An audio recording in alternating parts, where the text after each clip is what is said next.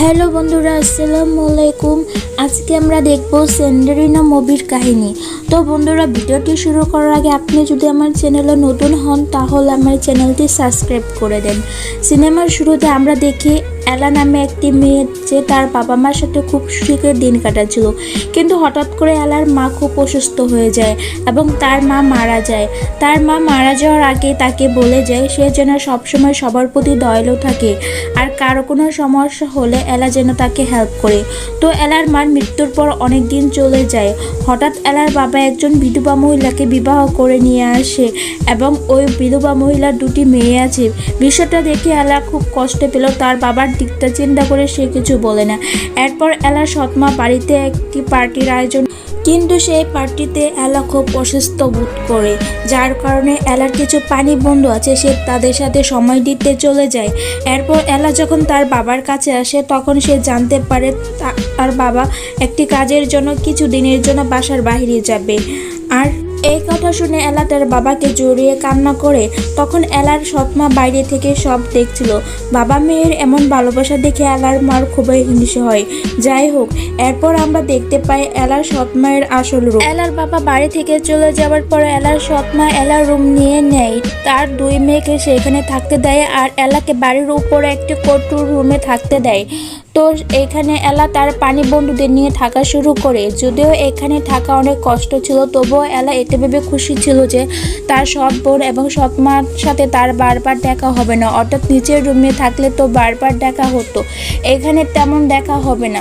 কিন্তু তার ধারণা সম্পূর্ণ ভুল ছিল। তার সৎমা এবং বোনেরা তাকে বারবার জ্বালাতে শুরু করে। তারা এলাকে দিয়ে চাকরানির কাজ করায়। হঠাৎ একদিন তার বাবার চাকর ফিরে এসে জানায় এলার বাবা রাস্তায় অসুস্থ হয়ে মারা গেছে। তো এলার বাবার মৃত্যুর খবর পাওয়ার পর এলার পায়ের মাটির নিচ থেকে সরে যায়। এলার সারা দুনিয়া যেন থেমে গিয়েছে। একদিকে তার বাবাকে হারানোর কষ্ট, অন্যদিকে তার সৎ মায়ের অত্যাচার। এখন সে কিভাবে থাকবে? যাই হোক, এরপর এলা সৎমা টাকা বাঁচানোর জন্য বাড়ির সব চাকরদের তাড়িয়ে দেয় আর বাড়ির সকল কাজ এলার উপর চাপিয়ে দেয়। কাপড় থেকে শুরু করে থালা বাসন পরিষ্কার করা, রান্না করা, সব কিছু এলাকেই করতে হয়। আর দিন শেষে টেবিলে বেঁচে যাওয়া খাবার এলাকে খেতে দেওয়া হয়। এলা তার পানি বন্ধুদের নিয়ে ভাগ করে খেত। আর তাছাড়া সারাদিন কাজ শেষে রাতে ঘুমানোর সময় উপরে এতগুলো সিঁড়ি পার হয়ে যাওয়া এলার জন্য খুবই কষ্ট করেছিল। আর সেইখানে অনেক ঠান্ডা বাতাসও ছিল। আর তার জন্য এলা এরপর থেকে রান্নাঘরে আগুনের সামনে ঘুমানো শুরু করে। আর রান্নার রুমে আগুনের সামনে ঘুমানোর ফলে এলার মুখে কালো দাগ পড়ে যায়। আর এরপর এলা সৎমা এবং বোনেরা এলাকে সেন্ড্রিলিনা বলতে শুরু করে। সেন্ড্রিলিনা অর্থ হলো কালো মেঘে। যাই হোক, এই সব কিছুতে এলা অসহ্য হয়ে পড়ছিল। এলা বাড়ি থেকে একটি জঙ্গলে চলে আসে আর সেখানে সে একটি হরিণকে দেখতে পায়। সেই হরিণকে একটি রাজকুমার শিকার করতে চাইছিল। এটা দেখে এলা ওই হরিণকে সেখান থেকে পালাতে বলে। তখন হঠাৎ এলা নিজের ঘোড়ার নিয়ন্ত্রণ হারিয়ে খুব জোরে দৌড়াতে থাকে। আর এটা দেখে রাজকুমার এলাকে সাহায্য করতে আসে। তখন সে এলাকে ওইখানে নিজেকে রাজপ্রাসাদের একজন চাকর বলে পরিচয় যায় এবং তাদের মধ্যে অনেক কথা হয়। কিন্তু এলা রাজকুমারকে তার নাম না বলে সেখান থেকে চলে আসে। রাজকুমার যখন রাজ্যে ফিরে আসে তখন জানতে পারে তার বাবার শরীরের অবস্থা অনেক খারাপ এবং রাজা তার ছেলের জন্য রাজপ্রাসাদে একটি রাজকীয় অনুষ্ঠান করবে। আর সেইখানে রাজকুমার তার জন্য মেয়ে পছন্দ করবেন।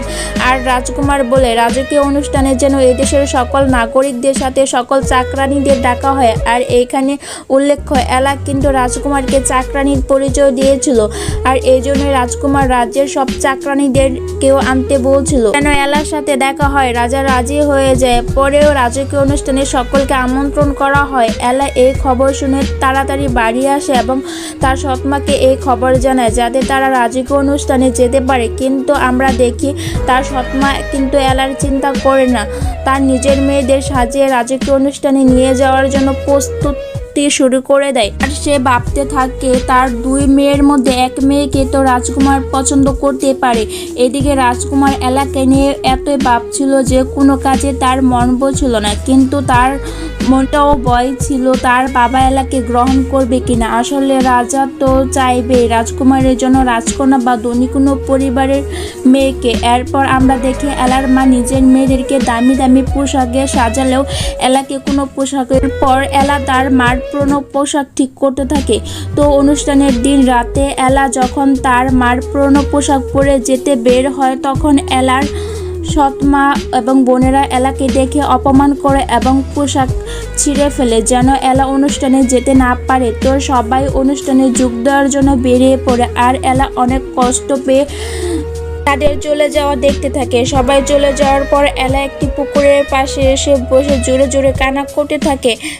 এরপর এলার সাথে একটা বয়স্ক মহিলার দেখা হয়, আর সে এলাকে সেই অনুষ্ঠানে পৌঁছে দেওয়ার কথা বলে, কিন্তু এলা সেই মহিলার কথায় বিশ্বাস হয় না। আর তখনই আমরা দেখি সেই বয়স্ক মহিলাটি একটি সুন্দরী মহিলাতে রূপান্তরিত হয় আর এলাকে বলে, আমি তোমার পরিমা। তখনও ওই পরে একটি মিষ্টি কুমড়াকে ম্যাজিক গাড়িতে পরিণত করে আর ইঁদুরগুলোকে ঘোড়া বানিয়ে দেয়, অর্থাৎ কন্যার বহন বানিয়ে দেয়। তখন এলা বলে, এই পোশাকে আমি কেমনে যাব? তখন পরি তার পোশাকও পরিবর্তন করে দেয় আর তার জুতাগুলোকে একটি কাচের জুতায় পরিণত করে দেয়। তখন এলা বলে, সে এখানে তো আমার সৎ মা এবং সৎ বোনেরা রয়েছে, তারা তো আমাকে দেখে চিনে ফেলবে, তারা তো আমার সমস্যা করতে পারে। তখন ওই পরি এলার উপর এমন একটি জাদু করে দেয় যে তার সৎ মা এবং বোনেরা তাকে দেখে যেন না চিনতে পারে। তখন পরিটি বলে, আমার এই জাদু কিন্তু মাঝরাত পর্যন্ত থাকবে, এরপর তুমি সেই আগের অবস্থায় চলে আসবে।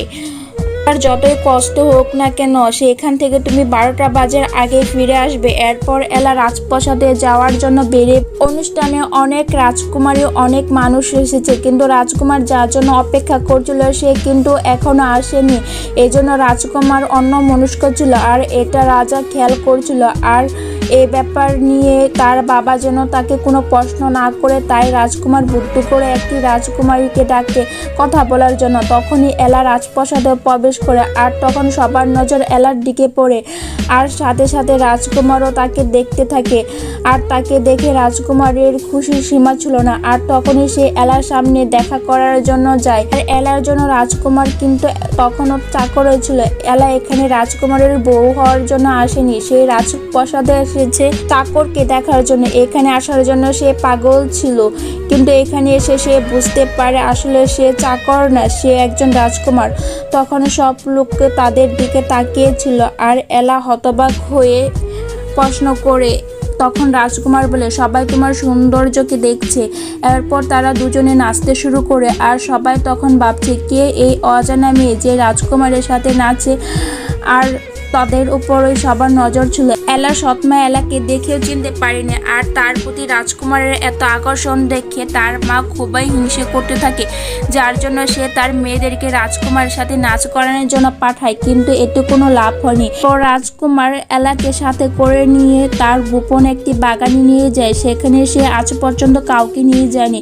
এখানে সে এনাকে সে দুলনায় দুল দেয়। তখন এনার একটি জুতা খুলে যায়, সেই জুতা নিজেই মাটিতে বসে এলার পায়ে পরিয়ে দেয়। আর তখন রাজকুমার এলার কাছ থেকে তার পরিচয় জানার চেষ্টা করে, কিন্তু এলা বুঝতে পারে রাত 12টা বাজার সময় হয়ে গেছে। এজন্য সে রাজকুমারের সাথে আর কোনো কথা না বলে সেখান থেকে দৌড়াতে শুরু করে, আর রাজকুমার তার পিছনে দৌড়ায়। তবে রাজপ্রাসাদ থেকে বের হওয়ার আগে এনার রাজার সাথে দেখা হয়। সেই রাজাকে বলে, রাজকুমার খুব ভালো মানুষ এবং রাজকুমার এনাকে খুব ভালোবাসে। এরপর বাইরের দিকে দৌড়াতে শুরু করে। যাওয়ার সময় সিঁড়ি থেকে এনার একটি জুতা খুলে পড়ে যায়। পিছনে রাজকুমার ছিল বলে সে জুতা না নিয়ে বাহনে বসে পড়ে। এরপর রাজকুমার জুতা নিয়ে তার কাছে যাবে, ততক্ষণে এনা সেখান থেকে চলে যায় এবং রাত 12টা বেজে গেছে। এনার সবকিছু পরিবর্তন হয়ে যায়, শুধুমাত্র এনার জুতা ছাড়া। এনার সবকিছু আগের অবস্থায় ফিরে আসে। এরপর আমরা দেখতে পারি রাজার শরীরের অবস্থা খুব খারাপ। তিনি সেই মেয়েকে যাকে তিনি অনুষ্ঠানে দেখেছিল তাকে রাজকুমারকে বিয়ে করার অনুমতি দেন। রাজকুমারকে বলে, তুমি যত তাড়াতাড়ি পারো ওই মেয়েটিকে খুঁজে বের করে বিয়ে করো। এই কথা বলে রাজকুমারের বাবা মারা যায়। তো এরপর রাজকুমার নতুন রাজা হয়ে যায় এবং তিনি লোকেদের মধ্যে বলে এই জুতাটি যার পায়ে লাগবে বিয়ে করবে, কারণ রাজকুমারের কাছে একটি জুতা ছাড়া এলাকে খুঁজে বের করার মতো আর কোনো উপায় ছিল না।